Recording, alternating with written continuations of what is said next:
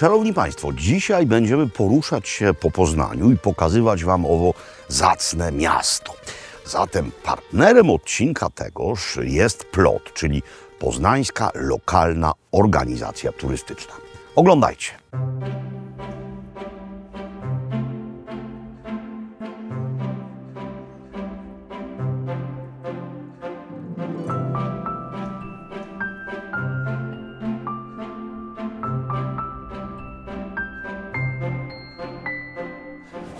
Dzień dobry Państwu, ukłony niziutkie z Poznania. Znowu z Poznania można powiedzieć, bo byliśmy tutaj z naszymi już YouTube'owymi programami przeszło 2 lata temu. No ale po pierwsze, każda okazja jest dobra, żeby odwiedzić to wspaniałe miasto. A po drugie, są też i inne okazje, które sprawiły, że właśnie tu jestem z kamerą, bo bez kamery bywam tutaj bardzo często. No ale skoro zaczynamy naszą kolejną poznańską opowieść, to trzeba zacząć ją właśnie na Starym Rynku. 2 lata trwał remont owego. Remont, jak zawsze, rzecz uciążliwa, zarówno dla turystów, ale przede wszystkim dla tych, którzy tutaj mają swoje przedsięwzięcia gastronomiczne i nie tylko. Ale to był niezwykle konkretny i, jak to się w Poznaniu mówi, porządny remont, bo nie chodziło tutaj o zrobienie makijażu, odświeżenia. Chodziło o poważną operację plastyczną, również podziemną, gdyż wymieniano tu rury, dokonywano odkrywek archeologicznych. No po prostu zrobiono to tak, że przez następne kilkadziesiąt lat w rynek już stary wgłębiać się nie trzeba. No więc zaczynamy tutaj, a co będzie dalej? Co jeszcze mnie do Poznania sprowadziło i sprowadza, o tym za chwilkę. Wczoraj zakończył się tutaj kongres o nazwie Impact. Niezwykłe wydarzenie, które grupuje nie tylko ludzi polityki i biznesu, ale również ludzi kultury, socjologów. No w ogóle chodzi o wielowątkowe spojrzenie na to, gdzie jesteśmy i dokąd zmierzamy. Znamienici goście. Michelle Obama na przykład, to była gwiazda. Jednym skromniutkim uczestnikiem jednego panelu byłem wczoraj i ja. A dzisiaj wieczorem, kolacją degustacyjną, zaczyna się festiwal polskiego wina o nazwie Poznań. No i będziemy na tym festiwalu zarówno dzisiaj na kolacji, jak i jutro spotkamy się z winiarzami. A poza tym Poznań jest trzecim miastem w Polsce, który może szczycić się najwyższym michelinowskim wyróżnieniem, czyli gwiazdką. Gwiazdki ma Kraków, Warszawa i Poznań. No więc warto rozejrzeć się też po tutejszej gastronomii. To są te wszystkie powody, poza zwykłą ochotą i chęcią, które zawsze wykazuję, jak tu przyjeżdżam, by odwiedzić stolicę Wielkopolski. Jestem w restauracji Ratuszowa, w której kilka razy spożyłem doskonałą kaczkę po poznańsku z modrą kapustą i z pyzą gotowaną na parze, ale tym razem, zważywszy na wielowątkowe i wielopiętrowe menu, które już niebawem mnie czeka, a i Wy się będziecie mogli mu przyjrzeć, ograniczę się jedynie do kawki i do wody. W każdym razie niezwykle miło jest skonstatować, że ów rynek po 2 latach wygląda tak, jak od dawna już nie wyglądał. No, rynek ganz nowy niemal. Oto wejście do Concordii. To właśnie tutaj jutro będzie miał miejsce ów festiwal i tutaj dzisiaj odbędzie się inaugurująca go kolacja. Ludzie schodzą się niespiesznie, ponieważ mamy jeszcze godzinę do rozpoczęcia, no ale mamy już w kieliszkach aperitiwy. Wyłącznie najlepsze polskie trunki. To jest wino robione metodą szampańską, winnica Aris, pochodzi ono z lubuskiego. Wszyscy uwijają się jak w ukropie, bo 100 kilkunastu gości, mnóstwo dań, wspaniały paring. Będziemy to wszystko na żywo obserwować. Ja na żywo, a Wy zobaczycie z tego relację rzetelną. Dzień dobry. dobry. Kącik powitalny. Tutaj właśnie każdy na wstępie dostanie kieliczek bombli. Dokładnie to samo, co i ja mam w kieliszku, czyli Aris. Zobaczmy, jak wygląda sala, zanim nie została ona zapełniona tłumem gości. Sala wielka, ale też wielkie wydarzenie. Kolacja wielopiętrowa. Jest w tej chwili w zasadzie jedyna okazja, bo to można zrobić tylko albo przed, albo porozmawiać z szefem. Za chwilę zacznie się zwijać jak w ukropie, będzie wydawka, nie będzie miał czasu. Więc króciutka rozmowa z jedną z najważniejszych osób dzisiejszego wieczoru.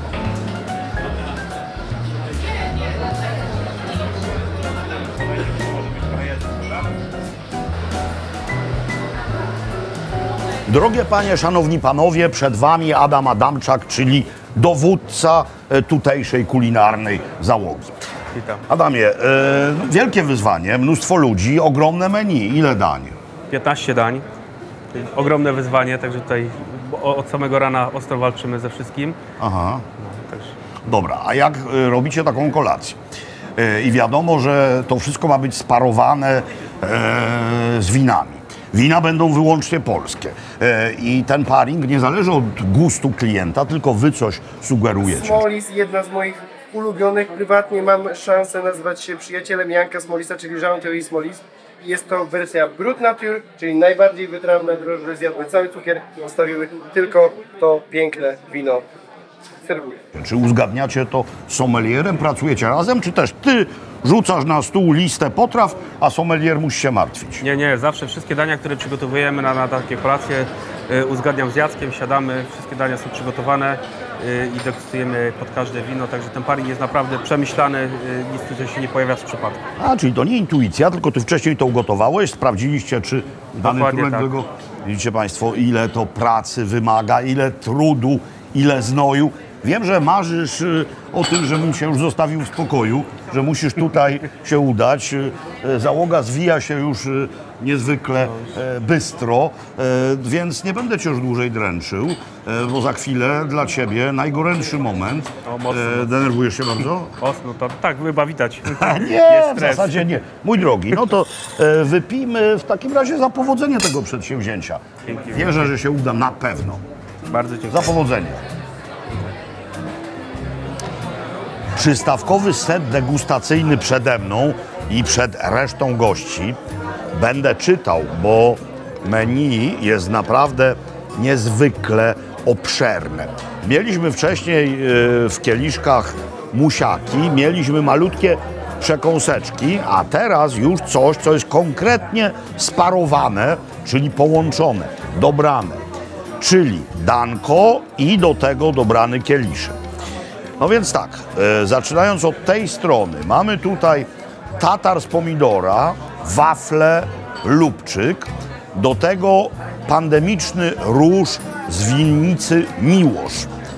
Znam wino, znam winiarza, znam miejsce, tego jeszcze nie próbowałem, za chwilę będę jadł. Najpierw objaśnię wszystko. To jest kompozycja regionalna, mianowicie pyra z gzikiem, twaróg z Krajkowa, babka ziemniaczana, kwaśna śmietana, rzodkiewka. Do tego winnica Turnał Solaris. Znam winnicę Turnał, znam tego Solarisa. Dobra rzecz. Bewsztyk tatarski z pomidorami, majonez pomidorowy, kwaśna śmietana, pomidor, wafle. Do tego białe skały Pinot Noir. Byłem w tej winnicy, pokazywaliśmy ową winnicę, to jest w Jurze Krakowsko-Częstochowskiej. Oni wtedy raczkowali, jeszcze tego wina nie piliśmy. I to było raptem, nie wiem, 2 lata temu. I jakże miło słyszeć, że w tej chwili ów Pinot uchodzi za jednego z najlepszych w kraju naszym. No więc, drodzy Państwo, uszczknę odrobinkę. Super, ponieważ ten pomidor jest w sposób niezwykły doprawiony. Ten wafel jest chrupiący, jakby serowy. Świetne. wino znam również doskonałe. Solaris, bardzo aromatyczny trunek, w nosie czasami aż zbyt aromatyczny, bo bardzo intensywny zapach czarnego bzu, trochę brzoskwiniowy. Świetna kwasowość, bardzo dobre wino. Spróbuję samego gzika.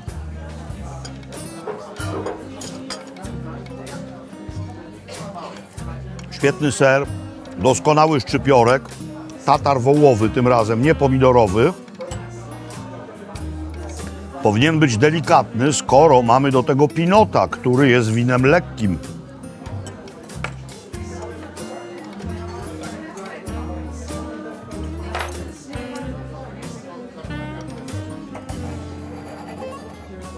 Pinot, szczep burgundzki, to jest król wszystkich szczepów.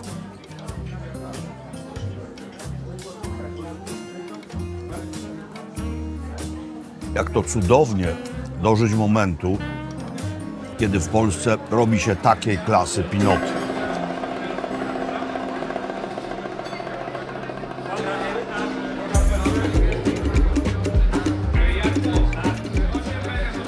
Oto człowiek, któremu goście Concordii zawdzięczają to, co mają w kieliszkach. Jacek Kulza, sommelier. Jacku, oczywiście takowa kolacja, imponujący wybór polskich win, ale te wina można było specjalnie na tę okazję zamówić. Ale ja zobaczyłem, co macie na półkach, zobaczyłem waszą winną kartę i wy macie niezwykle imponujący wybór polskich win. Ile etykiet? Tak, nawet się mogę pochwalić, że mamy największą selekcję polskich win, nie tyle w Polsce, ale też na świecie. Aktualnie w Concordii mamy ponad 220 etykiet, a w całej Polsce mamy już ponad 500 winnic, więc jest z czego wybierać. 500 winnic w tej chwili. Dokładnie tak, zarejestrowanych. Zarejestrowanych i to jest coś takiego, co w zasadzie co tydzień trzeba by odnawiać swoją wiedzę na ten temat, bo bez przerwy coś nowego powstaje. Tak, 2 lata temu jeszcze znałem chyba każdego winiarza w Polsce, a teraz goście potrafią mnie zaskoczyć nową winnicą, nazwą, której osobiście nie znam. Czyli polskie wino to już od dawna nie jest materiał dla etnografów i kompletnych znawców tematu. To jest po prostu rzecz, która istnieje, jest bardzo mocna i warta zachodu. Dokładnie tak. Jeszcze 10 lat temu w Polsce mieliśmy 25 winnic, teraz mamy ponad 500 zarejestrowanych. Klimat się strasznie szybko zmienia i stajemy się regionem z najlepszymi możliwościami do produkcji win musujących metodą szampańską. Czyli można śmiało powiedzieć, że polskie wina są dobre nie dlatego, że są polskie, tylko dlatego, że są dobre. Dokładnie. Drodzy Państwo, właśnie dlatego warto pić polskie wina, ponieważ są dobre. Pij polskie wino.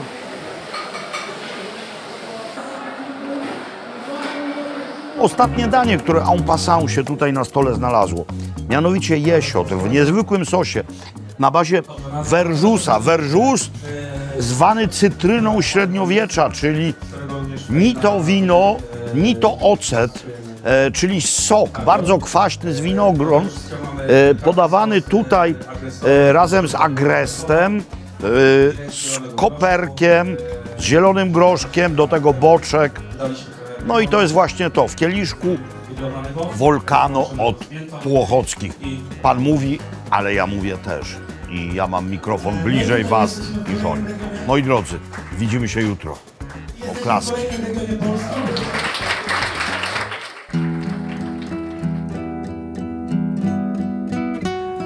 Dzień dobry Państwu. Witam się w tym programie po raz drugi, no ale jest nowy dzień i zaczynamy znów nasz spacer po Poznaniu. Zacznijmy od tego budynku, gdyż to jest jedna z architektonicznych wizytówek miasta. Słynne żelazko, kamienica postawiona w roku 1900, nawiązująca swym projektem do nowojorskiego żelazka. Kamienica, która wszakże musiała być z powodu różnych zaniedbań rozebrana, ale została wedle oryginalnego projektu pieczołowicie odbudowana. Uczynił to architektonicznie Karol Fiedor, wybitny poznański, ale i ogólnopolski i ogólnoświatowy architekt. I poznaniacy wyróżnili owe żelazko tytułem najwspanialszego budynku w Poznaniu. Ale tuż obok mamy drugie miejsce, które zostało wyróżnione w plebiscycie, no już nie lokalnym, w plebiscycie ogólnoświatowym i niezwykle poważnym. To jest mianowicie to miejsce, restauracja Muga, która jest pierwszym lokalem w Poznaniu wyróżnionym gwiazdką Michelina. Szanowni Państwo, oto sprawca owego nie tylko lokalnego, ale i ogólnopolskiego sukcesu, szef Artur Skotarczyk. Arturze, czy każdy szef marzy o gwiazdce Michelina? Wydaje mi się, że tak. Wydaje mi się, że tak. To jest swego rodzaju chyba spełnienie marzeń i też takie podsumowanie pracy. Pracy w gastronomii, pracy na kuchni, która do łatwych nie należy. Ty od zawsze pracowałeś w fine diningu? Nie. Nie, to się jakoś narodziło z czasem. Człowiek... Ale Muga już ma ładnych parę lat. 10 lat. 10 lat. I przez te 10 lat byłeś sformatowany na właśnie tego typu wyróżnienie? To już od samego początku chcieliśmy stworzyć restaurację klasy premium, ale nie głównie gwiazdkową restaurację. To po prostu wydarzyło się. Czyli robiliście premium i to zostało docenione? Docenione oczywiście. Kuchnia jest zawsze emanacją osoby, która tą kuchnią zarządza. Jaka jest Twoja filozofia w kuchni?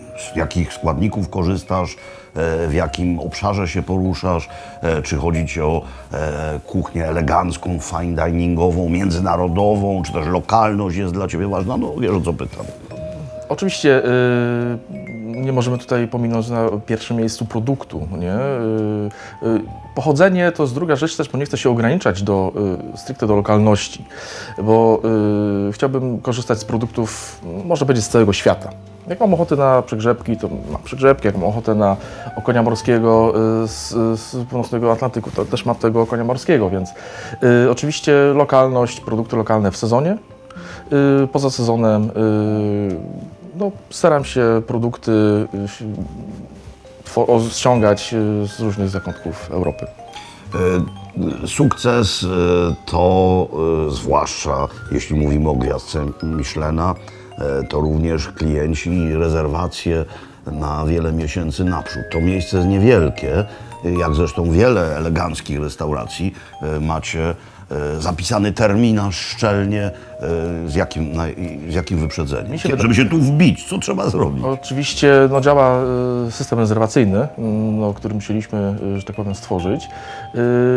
Co prawda teraz już wystarczy, miesiąc do przodu jest obłożenie. Oczywiście jak był po gwiazdce, było takie wielkie tąpnięcie, no to tak 3 miesiące na początku. Teraz troszeczkę to się wyrównało, więc taki miesiąc do przodu. Bardziej od czwartku do soboty, no to nawet jeszcze więcej.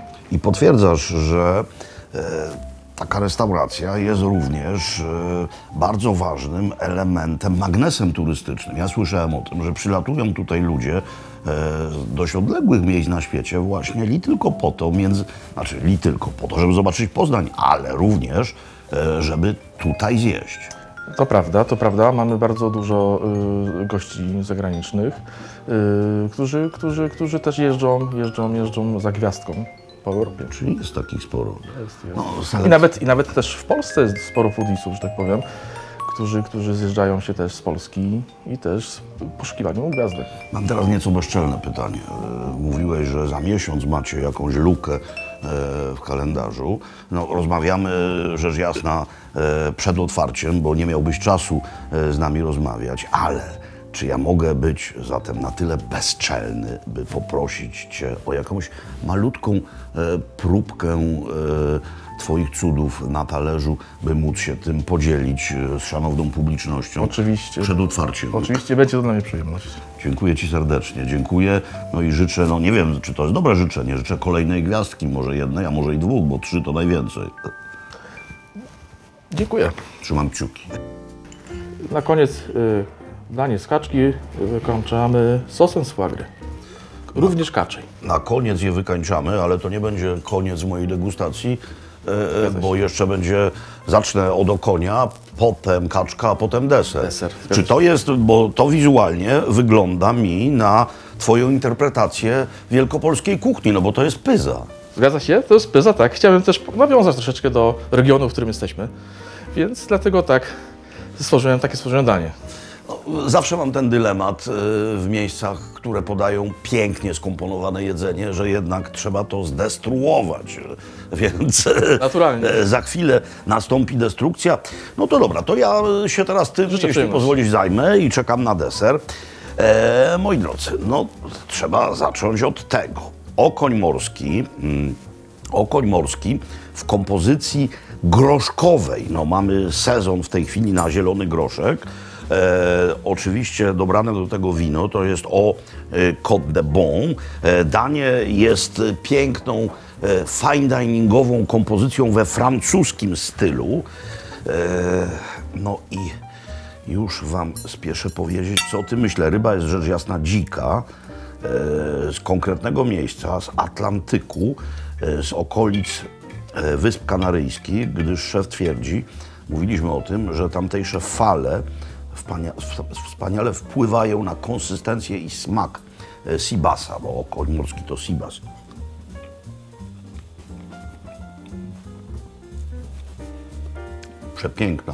Przepiękna kompozycja, nie tylko wizualna, ale wierzajcie mi, również smakowa. Słodycz ryby, słodycz groszku i wytrawność tego jest perfekcyjna. Piękne danie. Piękne danie. Zobaczymy, czy wino pasuje. Myślę, że tak. Jakby się razem urodziły. No więc teraz to. Ta pyza tym się różni od klasycznej poznańskiej pyzy, że jest nadziewana. Czyli w środku jest również mięso z kaczki. Sos, jak już Artur był łaskaw powiedzieć, jest na bazie foie gras. Myślę, że jest tutaj trochę pikantności, jest tutaj trochę owocowości, no bo to są, jak mniemam, brusznice. Zobaczcie, jak wspaniale zrobiona kaczka różowa.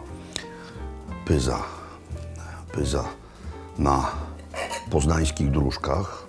Jest mięso, jest nadzienie, jest drożdżowa otoczka.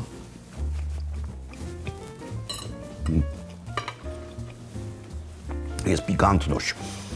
W związku z tym Egribicaver, który poradzi sobie z tym. No to jest sława i chwała. O tym deserze słyszałem wiele, niezwykle. Czy to prawda, że ów deser jest z dodatkiem kawioru? Kawioru naszego polskiego, naszej dumy polskiej, Antonius. No właśnie, mało kto wie, że produkujemy w Polsce Antonius. To jest jeden z najlepszych kawiorów na świecie. Dokładnie. O ile nie najlepszy w ogóle w tej chwili. No jest na pewno na topie. Jest na topie dosyć mocno, więc... Czyli mamy tak, mamy piankę z miso. Nie. Jest tutaj pianka jogurtowa z rabarbarem. Z rabarbarem, ale miso jest... Miso jest karmel, miso jest pod kawioru. Aha, i palone masło. I krem z palonego masła. I karmel jest z jesiotra rosyjskiego. I to jest tak, jest od rosyjski, osietra dokładnie. Osietra. W związku z tym nie jest zbyt słony. Te orzechowe nuty powinny się doskonale komponować, no jeszcze z palonym masłem. Tak, i do tego gofr. I do tego gofr, ale radzisz gofrem przegryzać? Przegryzać, tak, łyżką jeść i przegryzać. Ależ cudo, ależ cudo, ależ cudo. Cudo było wizualnie, a teraz jest cudo smakowe.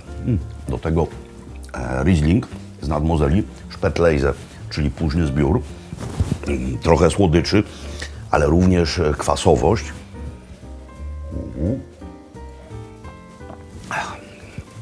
To jest wszystko doskonała symfonia. Moi drodzy, mamy tutaj kuchnię najwyższych lotów w naszym rodzimym wydaniu doczekaliśmy. To wspaniałe. Mieszamy wina, tak? Ale fajnie jest, jak mieszamy wino młode i wino stare, ale tych chcemy odmian, nie? Ale jak zaczniemy mieszać... Wróciliśmy w okolice Konkordii. Wczoraj była kolacja, a dzisiaj przed Konkordią Festiwal Poznań, czyli Festiwal Polskiego Wina. Dlaczego tak dużo wina? Być może ktoś zada pytanie. Więc odpowiadam. Tu nie chodzi tylko o wino. Nie chodzi nawet o to, że to jest polskie wino. Chodzi o sprawę kulturową. Otóż ten renesans winiarski kulturowo sprawia, że wracamy niejako do naszych korzeni, do korzeni naszej kultury. Przecież nasza kultura zbudowana jest na korzeniach chrześcijańskich, a wino jest jednym z najważniejszych symboli chrześcijaństwa. Do XVII wieku tereny również dzisiejszej Polski pełne były winnic. Potem nastąpiło oziębienie. No a teraz mamy ocieplenie klimatu, które jako zjawisko globalne jest dojmujące, ale w tym konkretnym wycinku jest ekscytujące, bo pozwala wrócić tam, gdzie kiedyś byliśmy. 15 lat temu pierwsze polskie winnice, mówiło się Podkarpacie, no i w zasadzie tyle, lubuskie rzecz jasna. A teraz Wielkopolska, Dolny Śląsk, ziemia sandomierska, Małopolska, zachodniopomorskie, tam wszędzie są winnice. A w tych winnicach nie tylko hybrydy, czyli coś, co sadzono na początku tutaj, bo wytrzymywało chłodniejszy klimat, również winorośl szlachetna, czyli Vitis vinifera. Moi drodzy, polskie wino to już nie jest dowcip, to nie jest żart, to jest wspaniały produkt, który również kulturowo nas identyfikuje. To jest fragment naszej tożsamości, do której wracamy. A fakt, że jest tutaj tylu poważnych winiarzy, że jest tutaj tylu ludzi, świadczy o tym, że jest do czego wracać. Identyfikacja jest niezwykle ważna. Drodzy Państwo, Krzysztof Fedorowicz we własnej osobie, zasłużony lubuski winiarz, pisarz, nominowany do Nike, no i mój przyjaciel. Krzysztofie, nie o literaturze dzisiaj, nurtujące mnie i wielu innych pytanie, czy te wiosenne przymrozki, a w zasadzie mrozy sprawiły, że nie będzie wina z 2024 roku, czy nie jest aż tak źle? Nic z tych rzeczy. Wino będzie, wino musi być. Także odbijają krzewy, są kwiatostany, będzie na pewno owoc. Nie wiem, czy tyle co zwykle, może trochę mniej, ale wino na pewno będzie rewelacyjne, najlepszej jakości, bo No zredukowane. A no właśnie, zasłynąłeś w całej Polsce z owej jakże niezwykłej akcji helikopterowej. Czy to pomogło? Helikopter oczywiście, bo on mieszał powietrze,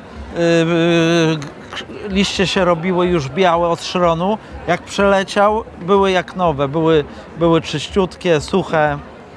I co 8 minut był w tym samym miejscu, także... Czyli, drodzy Państwo, pamiętajcie, jak zakładacie winnicę, to róbcie sobie lądowisko dla helikoptera i kupujcie helikopter. No nie, to nie był twój, wynająłeś. Nie, wynajmujemy helikoptery, no ale warto mieć chyba swój jednak. Tak? Myślisz o tym? O helikopterze? No najpierw musiałbym o winnicy pomyśleć, na razie nie. Powiedz mi, festiwal chyba wspaniały.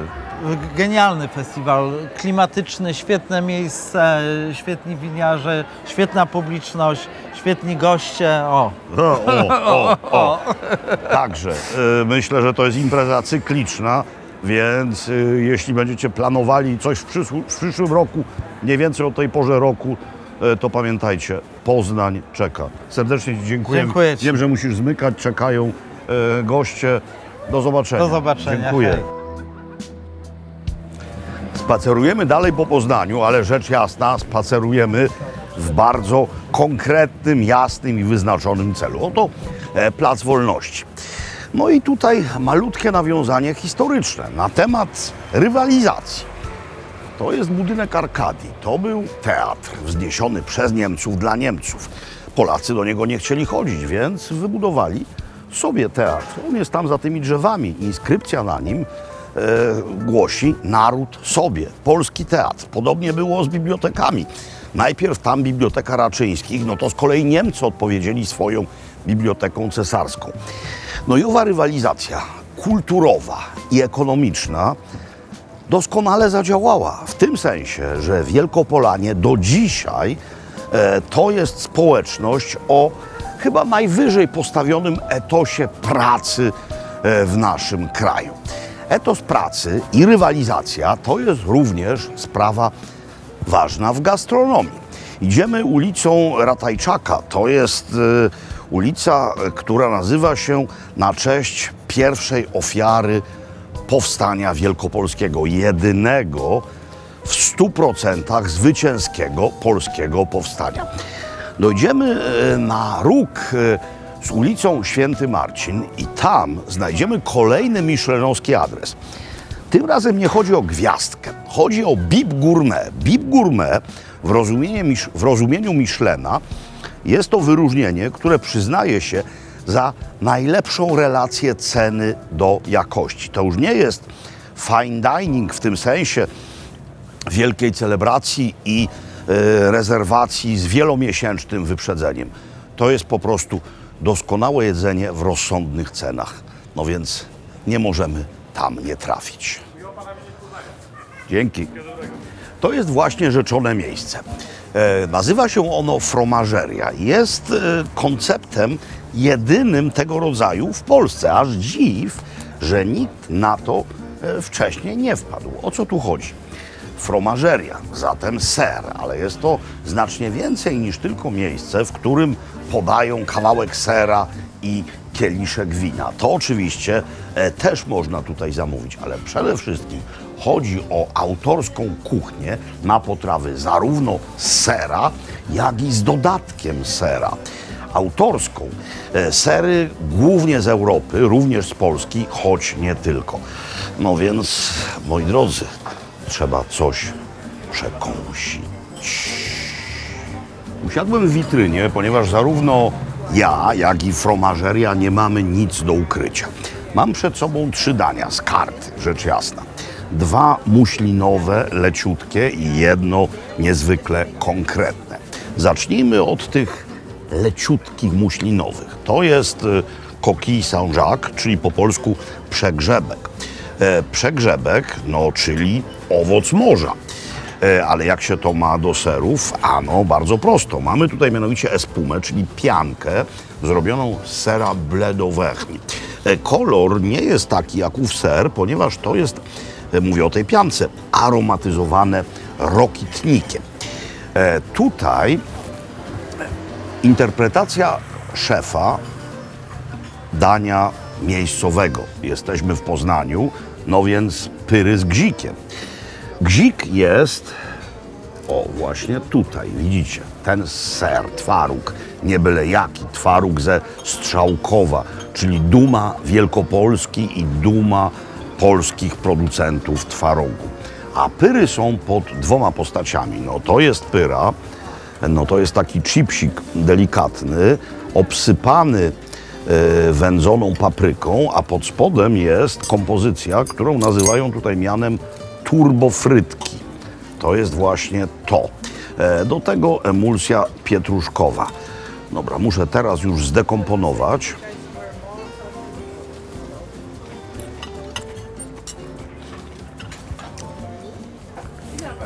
Twaróg. Ja wiem, my wszyscy z twarogu, ale twaróg, jak wszystko na świecie, może być zły albo dobry. Ten jest wyśmienity. To danie, które ostatni raz jadłem w Szwajcarii. Nigdy tego w Polsce nie zamawiam, no bo tak naprawdę mało kto wie, o co chodzi, mimo że to jest dość prosta rzecz. Fondue, no czyli fondue, no to dobra, roztopiony ser. Ale po pierwsze, to powinny być sery.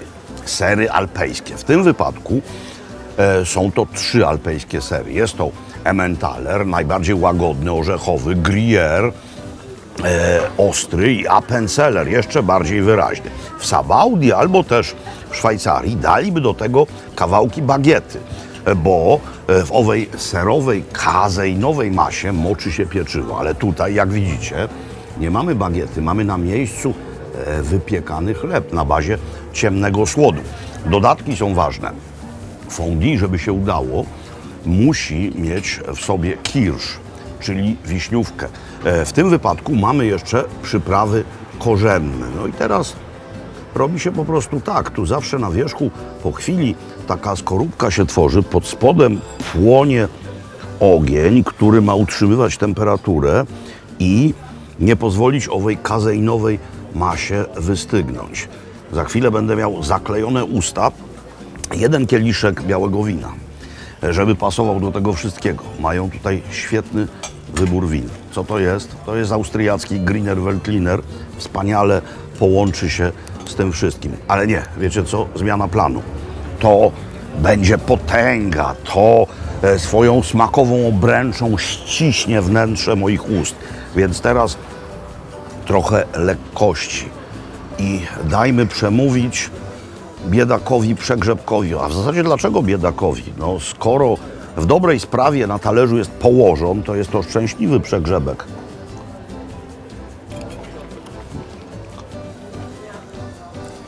Rokitnik Welle Oblepicha. Nie wiedziałem, że się tak wspaniale łączy z pleśniowym serem. Delikatne mięso. Ten smak też nie jest przegięty. Mówię o espumie i o rokitniku. To się wszystko komponuje wybornie.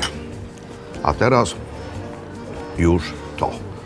Teraz już to, po czym, jak się to zje samemu, trzeba jednak trochę drzemać.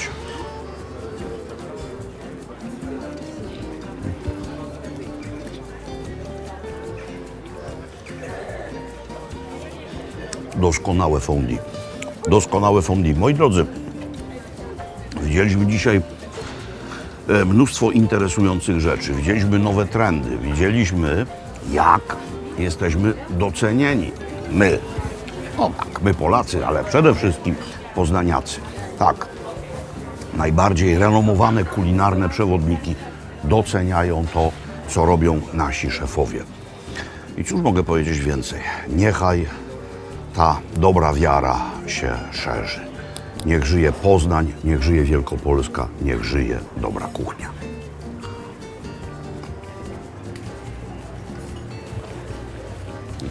Did you try the fondue before? Yes, it is delicious. Delicious. Every dish. The dish you have on your left, Yeah, that one. the weight